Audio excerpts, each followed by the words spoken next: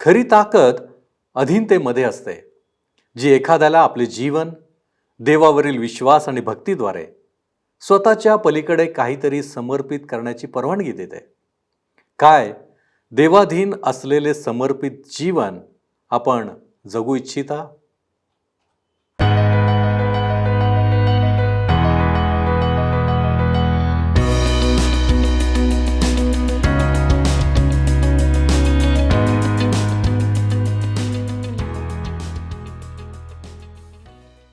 उपस्थित सर्व प्रियजनांचे आजच्या उपासना कार्यक्रमात आपले हार्दिक स्वागत. आपण सर्व हा कार्यक्रम आवर्जून पाहत आहात म्हणून आपले आभार. आपणास काही शंका असल्यास किंवा वचनाबद्दल काही अधिक माहिती हवी असल्यास कार्यक्रमात देण्यात येणाऱ्या फोनवर कृपया आम्हास संपर्क करावा ही विनंती. या दिवसांमध्ये आपण जुन्या करारातील शास्ते या पुस्तकाचे अध्ययन करीत आहोत.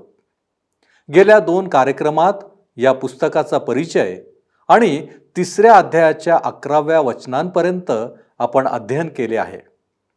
शास्ते हे देवाने काही काळापर्यंत निवडलेले लोक होते, ज्यांचे जीवन समर्पित असून ते इस्रायल लोकांना त्यांच्या संकटातून, त्रासातून सोडवित असत. इस्रायल लोकांना कोणी राजा नव्हता आणि म्हणूनच देवाने त्यांची अशा रीतीने सोय आणि मदत केली होती. आज आपण शास्ते याच्या 3ऱ्या आणि 4थ्या अध्यायाचे अध्ययन करणार आहोत. 3ऱ्या अध्यायामध्ये आम्हाला एहूद आणि शमगार या शास्त्यांची ओळख सांगितली आहे. तर 4थ्या अध्यायात संदेष्ट्री दबोरा हिच्याविषयी आम्हाला माहिती मिळणार आहे आणि बाराक याने इस्रायल लोकांना कसे सोडविले हे देखील पाहणार आहोत. तर मग चला प्रियांनो, आपण आपल्या अध्ययनाची सुरुवात करूया. श्रोत्यांनो, मागच्या कार्यक्रमात 3ऱ्या अध्यायाच्या 1 ते 11 वचनांवर आम्ही विचार केला होता आणि आज 12 पासून पुढच्या वचनांवर आम्ही विचार करणार आहोत. 3रा अध्याय 12 ते 30 वचने आपण वाचू शकता. ह्या वचनांमध्ये मोवाबाच्या हातून एहूद इस्रायल लोकांस सोडवितो ह्याविषयी आम्हाला वाचायला मिळते. 12वं वचन सांगतं, पुन्हा इस्रायल लोक परमेश्वराच्या दृष्टीने वाईट ते करू लागले. त्यांनी परमेश्वराच्या दृष्टीने वाईट ते केले म्हणून परमेश्वराने मोवाबाचा राजा एग्लोन ह्याचे इस्रायलावर वर्चस्व स्थापले. ज्या शास्त्यांना इस्रायलांची सोडवणूक करण्यासाठी परमेश्वराने उभारले त्यापैकी एहूद हा एक होता. त्याच्याजवळ फारच कमी योग्यता होती. पवित्र वचन वाचल्यानंतर आपणाला दिसून येईल श्रोत्यांनो की त्याने एग्लोनला मारण्यापलीकडे काहीच केले नाही. तो डाखोरा होता, ज्याचा त्याने पूर्ण फायदा उचलला आणि जो राजा इस्रायलांना छळीत होता, त्यांच्यावर जुलूम करीत होता, त्याला त्याने जीवे मारले. यहूदला परमेश्वराने एका हत्याराच्या रूपात त्या राजाला खतम करण्यासाठी उपयोगात आणले. एग्लोनला मारण्याच्या कार्याद्वारे जो उद्देश होता तो पूर्ण झाला. एहूद बन्यामीन वंशाचा होता. परमेश्वर कधीकधी पापाचा कॅन्सर कापून काढून लोकांच्या शरीराला हानीपासून वाचविण्याकरिता अशा प्रकारच्या पद्धतीचा उपयोग करतो. यहूदने जे काही केले त्यामुळे हजारो लोकांचे प्राण वाचलेत. ही गोष्ट वाचत असताना यहूदचा धूर्तपणा आमच्या लक्षात येतो. तो परत आला आणि त्याने राजाच्या खासगी मुलाखतीची परवानगी मिळवली. राजाचे लक्ष दुसरीकडे वेधण्यासाठी त्याने आपला उजवा हात उचलला. त्याचा डावा हात झग्याखाली लपवलेली दुधारी तरवार बाहेर काढण्यामध्ये गुंतलेला होता. एग्लोनचा कटी प्रदेश कितीतरी मोठा असला पाहिजे की 18 इंची तरवार त्याच्या शरीरात मुठीसकट गडप झाली. अशा तऱ्हेने एग्लोन मृत्युमुखी पडला. आपली सुटका करून घेतल्यानंतर यहूदने आपल्या जवळच्या सैन्यानिशी शत्रू बेसावध व दुर्बळ असताना त्यांच्यावर हल्ला केला. 27वं वचन सांगतं, तेथे गेल्यावर त्याने एफ्राईमाच्या डोंगराळ प्रदेशात रणशिंग फुंकले. तेव्हा त्याच्याबरोबर इस्रायल लोक डोंगराळ प्रदेशातून उतरले आणि तो त्यांच्या पुढे चालला. तो त्यांच्या पुढे चालला हे शब्द लक्षात घ्या. एहूद त्यांना म्हणाला, माझ्या पाठोपाठ या, कारण परमेश्वराने तुमचे मोवाबी शत्रू तुमच्या हाती दिले आहेत. 28वं वचन, तो त्यांना म्हणाला, माझ्या पाठोपाठ या, कारण परमेश्वराने तुमचे मोवाबी शत्रू तुमच्या हाती दिले आहेत. तेव्हा त्यांनी त्याच्या पाठोपाठ जाऊन मोवाब देशाजवळचे यार्देनेचे उतार रोखून धरले आणि कोणालाही पार जाऊ दिले नाही. त्या दिवशी मोवाब इस्रायलाच्या काबूत आला. 80 वर्षे देशाला स्वास्थ्य प्राप्त झाले. पुष्कळसे लोक म्हणतील की आमचा समाज असे काही करण्याकरिता परवानगी देणार नाही. श्रोत्यानो, युद्ध एक भयंकर बाब आहे. तितकी सोपी गोष्ट नाही. लक्षात घेण्यासारखी गोष्ट म्हणजे येहूद डाखोरा होता. परमेश्वराच्या कार्यात आमचा उपयोग होण्यासाठी आमच्याजवळ असाधारण योग्यता असावी असे मुळीच नाही. तुम्ही कदाचित विल्यम कैरीविषयी ऐकले असेल. ते एक साधारण नम्र चांभार होते. चपला जोडे बनविणे हा त्यांचा धंदा होता. डी.एल. मूडी फार थोडे शिकलेले होते. त्यांचा आवाज मात्र फारच आकर्षक आणि प्रभावी होता. ह्या साधारण लोकांना परमेश्वराने फार मोठ्या प्रमाणात आपल्या कार्यासाठी उपयोगात आणले. असे कितीतरी उदाहरणे आम्हाला आजही पाहायला मिळतात. शास्त्यांच्या युगाप्रमाणे आजसुद्धा परमेश्वर साधारण लोकांना त्याच्या महान कार्यासाठी आणि उद्देशासाठी उपयोगात आणीत आहे. 3 अध्याय आणि 31 वचन पहा. एहूद नंतर अनाथाचा मुलगा शमगार हा पुढे आला. त्याने 600 बलिष्ठांना बैलाच्या पराणीने जीवे मारले. अशा प्रकारे त्यानेही इस्रायलाची सुटका केली. श्रोत्यानो, ह्या ठिकाणी 3रा शास्ता आम्हाला आढळतो. ह्या ठिकाणी व्यक्ती नाही, परंतु जी पद्धती त्याने उपयोगात आणली ती लक्षात घेण्यासारखी आहे. त्याने बैलाची पराणी उपयोगात आणली. पराणी एक फारच ओबडधोबड अवजार आहे. इस्रायलांजवळ लोखंडी अवजारे नव्हती, म्हणून त्याच्याजवळ जे होते त्याचा त्याने उपयोग केला. मी कित्येक लोकांना असे म्हणताना ऐकते की आमच्याजवळ अगदी आधुनिक आणि चांगल्या पद्धती असायलाच हव्यात, चांगल्या पद्धती असायलाच पाहिजेत. परंतु उपदेशाबद्दल काय? प्रभूच्या सेवकांना इकडे तिकडे जाण्याकरिता विमानाची सुविधा असणे फारच चांगले, परंतु हे सेवक लोक त्या क्षेत्रामध्ये जाऊन परमेश्वराचे वचन सांगतात किंवा नाही, हे महत्त्वाचे आहे. मला हे जाणून घेण्याची इच्छा आहे. टेलिव्हिजन फार चांगले आहे, परंतु आज कशा प्रकारे लोक त्यामुळे बिघडत आहेत हे आम्हाला चांगले माहीत आहे.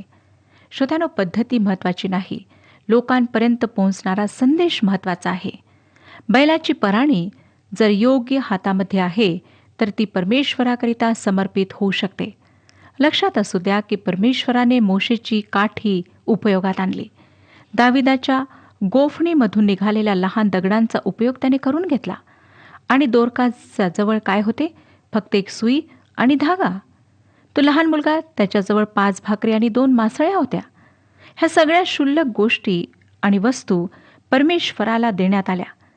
श्रोत्यानो, तुमच्याजवळ जे काही आहे ते जर तुम्ही परमेश्वराच्या हातात द्याल तर तो त्याचा उपयोग करून घेईल. ह्या अध्यायात नमूद केलेल्या 3 न्यायाधीशांबद्दल विचार करा. ते अगदी साधारण 3 पुरुष आहेत, परंतु त्यांच्यासोबत परमेश्वर आहे. 80 वर्षाचा स्वातंत्र्याचा आणि शांततेचा काळ या बलवान माणसाने आपल्या लोकांसाठी मिळविलेल्या विजयामुळे प्राप्त झाला. या ठिकाणी आपल्याला प्रभू येशूचे प्रतीक आढळते. प्रभू येशू खरोखरीच बलवान पुरुष होता. त्याने एकट्यानेच तुमची आणि माझी पापे आणि गुलामगिरी यांच्याशी सामना केला. माझ्या मागे या असे सांगून आपल्यापुढे चालणारा केवळ तोच आहे. तो प्रत्येकाची पापाच्या दास्यातून सुटका करतो. आम्हा सर्वांना मुक्ती देणारा केवळ तोच एक आहे. एहूदच्या गोष्टीवरून आपल्याला अनेक महत्त्वाचे धडे शिकता येण्यासारखे आहेत. पहिला धडा म्हणजे त्याने त्रासाचे मूळ कसे अचूकपणे शोधून काढले आणि ते समूळ नष्ट केले. या वस्तुस्थितीकडे आम्ही लक्ष पुरवणे. या 3 शत्रूंचे सामर्थ्य नष्ट करण्याचा प्रयत्न करण्यासाठी त्याला मोठे सैन्य उभारता आले असते आणि शत्रूंशी दीर्घकाळ लढाई करता आली असती. परंतु अशा प्रकारची योजना वेळ, वित्त आणि जीवितहानी या संबंधाने महागात पडली असती. तेव्हा असे करण्याऐवजी तो सरळ मुळाकडे, सिंहासनावर बसलेल्या त्या माणसाकडे गेला आणि त्याचा वध करून त्याने आपल्या लोकांना मुक्त केले. श्रोत्यानो, पुष्कळदा रोगाच्या मुळावर हल्ला करण्याऐवजी आपण त्या रोगाच्या लक्षणांवरच हल्ला करतो. मानसिक, आध्यात्मिक रोगमुक्ती मिळविण्याच्या कसरती करतो. आपण नवी पुस्तके वाचतो, नवे अनुभव शोधतो, दुसऱ्या मंडळात जातो, पंथ बदलतो. आपला हा सारा खटाटोप उत्तर शोधण्यासाठीच असतो ना? पुष्कळदा आपली खरी समस्या सिंहासनारूढ पुरुष ही असते. जुना मूळ स्वभाव मी ख्रिस्ताला समर्पित न केलेल्या आपल्या अंतःकरणातील कप्प्यांचाच हळूहळू मोठा शत्रू झाला असून त्याने आपल्याला काबीज केले आहे. यहूदच्या काळातही अशी स्थिती झाली होती. तुमच्या जीवनाच्या सिंहासनावर आज कोण आरूढ आहे? हा एक मोठा प्रश्न आहे. ख्रिस्त आपल्या जीवनाचा प्रभू आणि राजा असेल आणि आपण आपली अंतःकरणे सर्वस्वी त्याला समर्पित केलेली असतील, तर कोणत्याही परिस्थितीत आपल्याला त्याची शांती आणि त्याचे सामर्थ्य ह्यांचा अनुभव आल्यावाचून राहणार नाही. आपण आपला शत्रू जो मूळ स्वभाव याच्या अधीन झालो असलो, देहाच्या आणि मनाच्या इच्छांना आपल्यावर राज्य करू देऊ लागलो असलो, तर एग्लोन त्याच्या सर्व भयानक स्वरूपात आपल्या जीवनाच्या सिंहासनावर आरूढ झाला आहे हे निश्चित. याला एकच परिणामकारक उत्तर आहे आणि ते म्हणजे ही सर्व परिस्थिती आपण प्रभू येशूलाच हाताळू द्यावी.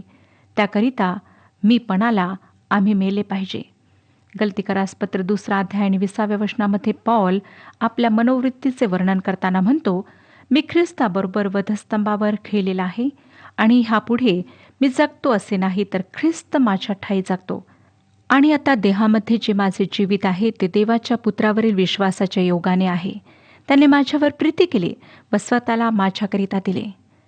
श्रोत्यानो, काय ह्या ख्रिस्तावर आपण विश्वास ठेवला आहे? जर नाही, तर आज आपणाकरिता संधी आहे. आता आपण 4था अध्याय पाहणार आहोत. शास्त्रेचे पुस्तक 4था अध्याय 1 ते 3 वचने वाचूया. येहूद मृत्यू पावल्यावर इस्रायल लोकांनी परमेश्वराच्या दृष्टीने वाईट ते पुन्हा केले. तेव्हा परमेश्वराने याबीन नावाचा कनानाचा राजा जो हासोरात राज्य करीत होता त्याच्या हाती त्यांना दिले. त्याचा सेनापती सिसरा हा हर्योशेत गोईम येथे राहत असे. त्याच्यापाशी 900 लोखंडी रथ असून त्यांनी 20 वर्षे इस्रायल लोकांचा अनन्वित छळ केला, म्हणून त्यांनी परमेश्वराचा धावा केला. येहूदच्या मृत्यूनंतर इस्रायली लोक पुन्हा मूर्तीपूजेकडे वळले आणि दास्याचा एक नवीन भाग सुरू झाला. परमेश्वराने इस्रायलांना याबीन जो कनानी राजा होता त्याच्या हाती दिले. त्याचा सेनापती सिसरा हा होता. त्याचपाशी 900 लोखंडी रथ असून त्याने 20 वर्षे इस्रायल लोकांस फार गांजविले. हे रथ पाहून इस्रायली लोक घाबरून होते, कारण त्यांच्याजवळ अशा प्रकारचे काहीच साधन नव्हते. 20 वर्षे याबीनने ह्या लोकांना दास्यात ठेवले आणि छळले. 4 आणि 5 वचने पहा. त्या समय लप्पीदोथाची बायको दबोरा संदेश हारिका ही इस्रायलाचा न्यायनिवाडा करीत असे. एफ्राईमच्या डोंगराळ प्रदेशातील रामा व बेथेल ह्यांच्या दरम्यान दबोरेच्या खजुरीखाली तिची बैठक असे. इस्रायल लोक तिच्याकडे न्याय निवाड्यासाठी येत असत. इस्रायलमध्ये एक माता होती जिचे नाव दबोरा होते, जिचे वर्णन संदेश हारिका आणि न्याय निवाडा करणारी असे आम्हाला सापडते. ती लप्पीदोथची बायको होती, परंतु मला ह्या वाक्याला उलटे करून म्हणावेसे वाटते. लप्पीदोथ दबोराचा पती होता. दबोरा शांत स्वभावाची होती.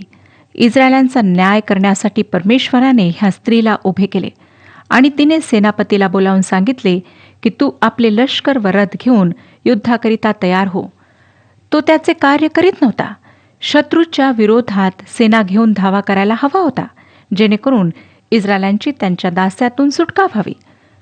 6 ते 8 वचने सांगतात, तिने अबिन वामाचा मुलगा बाराक ह्याला केदेश नफ्ताली येथून बोलावून आणले व त्याला विचारले, तू नफ्ताली व जुबलून ह्यांच्यातले 10 पुरुष बरोबर घेऊन ताबोर डोंगराकडे कूच करून जा, अशी आज्ञा इस्रायलाचा देव परमेश्वर ह्याने तुला केली आहे ना? तो म्हणतो, याबीनाचा सेनापती सिसरा आपले रथ व आपले सर्व लष्कर घेऊन तुझ्याकडे किशोन नदीपर्यंत येईल असे मी करीन आणि त्याला तुझ्या हाती देईन. बाराक तिला म्हणाला, तू माझ्याबरोबर येशील तरच मी जाईन, नाहीतर जाणार नाही. श्रोत्यांनो, पुरुष असून सुद्धा हा थोडा डरपोक असा आम्हाला दिसतो. तो म्हणतो की तू जर लढाईच्या मैदानावर येशील तरच मी जाईन. त्याला वाटले की हिच्यामुळे आम्हाला विजय प्राप्त होईल. ह्यात काहीच आश्चर्य नाही श्रोत्यांनो की परमेश्वराला एका स्त्रीला आपल्या कार्यासाठी उपयोगात आणावे लागले. 9 वचन पहा काय सांगतं. ती म्हणाली, मी तुझ्याबरोबर अवश्य येईन, पण ह्या तुझ्या स्वारीत तुझी प्रतिष्ठा होणार नाही, कारण परमेश्वर सिसरा ह्याला एका स्त्रीच्या हाती देणार आहे. मग दबोरा उठली आणि बाराकाबरोबर केदेश येथे गेली. त्याच्याबरोबर जाण्याचे वचन तिने दिले, परंतु तिने बाराकला अगदी स्पष्ट सांगितले की सर्व श्रेय एका स्त्रीला मिळणार आहे. दबोरा सरळ बोलणारी स्त्री होती, जिला इस्रायली लोकांची सुटका व्हावी असे वाटत होते. बाराकाने सैन्य एकत्र बोलावले आणि ते सर्व शत्रूच्या विरोधात लढण्याकरिता निघाले. परमेश्वराने त्यांना विजय दिला. 16वे वचन पुढे आम्हाला सांगतो श्रोत्यानो, इकडे बाराकाने हरोशेत गोईमपर्यंत रथाचा व सैन्यांचा पाठलाग केला आणि सिसराची सर्व सेना तरवारीने पडली, त्यातला एकही वाचला नाही. त्यांनी शत्रूच्या सैन्याचा समूळ नाश केला. 17वे वचन, सिसरा मात्र केनी हेबेर ह्याची बायको याएल हिच्या डेऱ्याकडे पायी पळून गेला, कारण हासोराचा राजा याबीन आणि केनी हेबेराचे घराणे ह्यांचे सख्य होते. लक्षात घ्या श्रोत्यानो की ती गैरयहुदी होती, अन्य जातीतली होती. 18 ते 21 वचने आम्हाला सांगतात, तेव्हा याएल सिसराला सामोरी येऊन त्याला म्हणाली, या स्वामी, या इकडे माझ्याकडे, भिवू नका.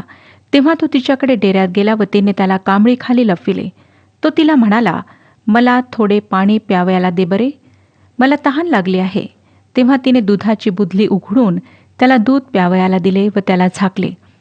तो तिला म्हणाला, डेऱ्याच्या दाराशी उभी राहा आणि कोणी येऊन तुला विचारू लागला की येथे एखादा पुरुष आहे काय, तर नाही म्हणून सांग. मग हेबेराची बायको याएल हिने डेऱ्याची मेख आणि हातोडा हाती घेऊन आणि पाय न वाजविता त्याच्याजवळ जाऊन त्याच्या कानशिलात ती मेख ठोकली. ती आरपार जाऊन जमिनीत रुतली. तो थकून गेल्यामुळे त्याला गाढ झोप लागली होती. अशा प्रकारे तो मेला. श्रोत्यानो, जेव्हा सिसऱ्याने पाहिले की माझ्या संपूर्ण सैन्याचा समूळ नाश झाला आहे, तर त्याची आता एकच प्रमुख इच्छा होती, ती म्हणजे स्वतःच्या प्राणाची रक्षा.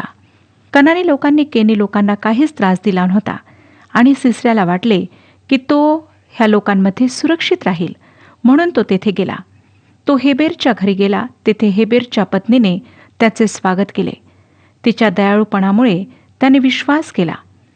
जेव्हा तो झोपी गेला त्यावेळी तिने डेऱ्याची मेख आणि हातोडा हाती घेतला आणि ती त्याच्या कानशिलात ठोकली.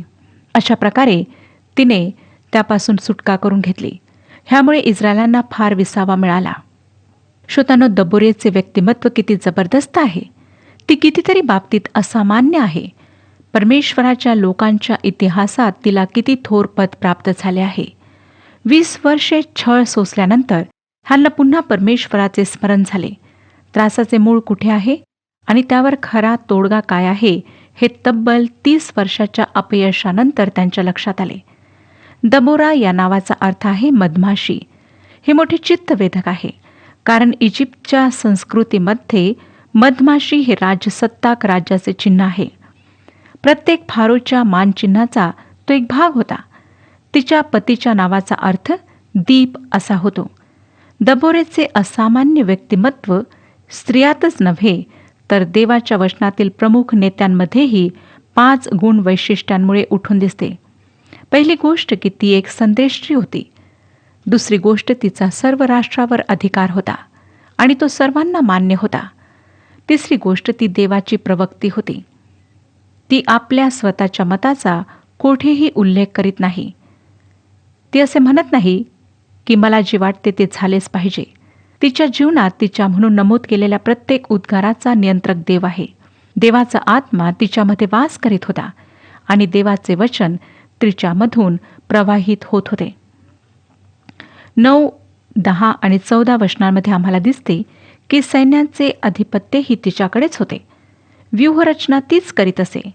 तीच हल्ला करा असा आदेश दे आणि तिनेच आपल्या 10,000 सैनिकांना विजय प्राप्त करून दिला. यहूदप्रमाणे तीही विजयाचीच भाषा बोलत असे. आम्ही 3 अध्याय आणि 28व्या वचनात पाहिले. यहूद म्हणाला होता, परमेश्वराने तुमचे मवाबी शत्रू तुमच्या हाती दिले आहेत. दबोरा म्हणते, उठ, आजच परमेश्वराने सिसऱ्याला तुझ्या हाती दिले आहे. दोन्हीही वेळच्या उद्गारात विजयाची खात्री आहे. नंतर 5वी गोष्ट तिच्यामध्ये दिसते की तिच्या ठाई गायनकला आणि काव्यरचनाची कला होती. बाराक विजयी म्हणून प्रसिद्धी पावला असला तरी दबोरा ही प्रमुख सेनाधिपती होती. याएल या स्त्रीने इस्रायलाच्या महान शत्रूचा वध केला असला तरी दबोरेच्या लष्करी डावपेचामुळेच तिला हे शक्य झाले होते. दबोरेच्या गोष्टीत बऱ्याच मोठ्या भूमीचा भाग व्यापलेला आहे. दबोरा कोठे राहत असे हे आपणाला सांगण्यात आले आहे. ती रामा आणि बेथेल या गावाच्या मध्ये राहत असे. रामा यरुश्लेमेच्या उत्तरेला 8 मैलावर आहे, तर बेथेल हे रामाच्या उत्तरेला 3 मैलांवर आहे. तिच्याकडे सर्व प्रकारच्या प्रश्नांसाठी आणि प्रभूकडून प्राप्त होणारे निर्णय मिळविण्यासाठी लोक येत असत. ते सर्व निरनिराळ्या वंशांनी वसाहत केलेल्या चांगले दळणवळण नसलेल्या क्षेत्रातून येत असत. याबीनच्या सैन्याचा सेनापती सिसरा हा विदेशांचे नगर हेरोशेत येथे राहत असे. हे स्थान दबोरेच्या वसतिस्थानाच्या उत्तरेला होते. यरुश्लेम ते हेरोशेत हा प्रवास करणे आज अडचणीचे नाही श्रोतानो. सरळ गेल्यास हे अंतर फक्त 70 मैलांचे आहे, पण वळसे घालून प्रवास करावा लागत असल्यामुळे त्या काळी ते अंतर बरेच जास्त होते. दबोरेच्या काळात या प्रवासास अनेक दिवस लागत असत आणि इतके अंतर बाराकाने पार केले आणि तो दबोरेकडे आला. श्रोतनो, ह्या सर्वांच्या जीवनाकडे पाहिल्यानंतर आम्हाला हेच आढळतं की ह्या सर्वांचे जीवन परमेश्वराला समर्पित असे जीवन होते. त्यांनी परमेश्वराच्या आज्ञा पाळण्यामध्ये कुठलीही कसर सोडली नाही. आज आम्हाला सुद्धा परमेश्वराच्या आज्ञा पाळायच्या आहेत, त्याच्याशी सत्यनिष्ठ राहायचे आहे. ह्या विषयात परमेश्वर आपले मार्गदर्शन करो आणि आपणाला आशीर्वाद देव. प्रियानो, आज आपण 3 शास्त्यांविषयी माहिती घेतली आहे. तसेच संदेष्ट्री दबोरा हिच्याविषयी शिकलो आहोत. तिचे 5 गुणवैशिष्ट्ये पाहिली आहेत. यामधून आपण काय शिकलो आहोत? जेव्हा आमचे जीवन देवाला समर्पित असते आणि जेव्हा आम्ही देवाच्या आज्ञांचे पालन करतो, तेव्हा देव आमचा उपयोग करून घेतो. आम्ही हे कधीही विसरू नये की देव साधारण लोकांचा उपयोग त्याच्या महान कार्यासाठी आणि उद्देशासाठी करून घेतो. आज जरी आम्ही साधारण असलो तरीही काय देव आमचा उपयोग त्याच्यासाठी करून घेतो? किंवा काय आम्ही देवाच्या कार्यासाठी स्वतःला समर्पित केले आहे? प्रियांनो, आम्ही आत्मपरीक्षण करणे आवश्यक आहे. देव करो आणि आपणाला या विषयात अधिक मार्गदर्शन आणि सहाय्य मिळो. आपण प्रार्थना करू. आमच्यावरती कृपा करणाऱ्या आमच्या महान प्रेमळ परमेश्वरा, पुन्हा एक वार तू आम्हाला संधी दिलीस की तुझ्या वचनांचं आम्ही मनन करावं आणि आम्ही समर्पित जीवन जगण्याचा प्रयत्न करावा. होय प्रभूजी, आम्ही पाहतो तुझ्या वचनांमध्ये की तुझे सेवक वर्ग हे समर्पित जीवन जगणारे होते आणि म्हणूनच त्यांच्याद्वारे तू महान कार्य करून घेतलंस. आज आम्ही तुझी लेकरं या नात्याने या पृथ्वीवरती आम्ही जगत असताना आम्हाला देखील समर्पित जीवन जगण्यासाठी बापा तू सहाय्य कर. प्रभू परमेश्वर दे बापा, हे जीवन आम्हाला दान मिळालेलं आहे आणि म्हणून प्रभूजी या जीवनाचा आम्ही योग्य उपयोग करावा, यासाठी तू आम्हाला सहाय्य कर. आम्ही मान्य करतो आमच्यामध्ये उणीव आहेत, आमच्यामध्ये अशक्तपण आहे, परंतु या सर्व गोष्टी तुझ्याद्वारे निघणाऱ्या आहेत आणि म्हणून प्रभूजी आम्ही तुझ्याकडं आमचं लक्ष लावण्याचा प्रयत्न करतो. आम्हाला अधिक ख्रिस्त केंद्रित होण्यासाठी तू आम्हाला सहाय्य कर. तारणारा प्रभू येशू ख्रिस्त याच्या गोड आणि गौरवी नावात ही प्रार्थना विनंती करतो, म्हणून तू ऐक. आमेन. प्रभूची प्रीती आपणा प्रत्येकामध्ये वाढून विपुल होवो.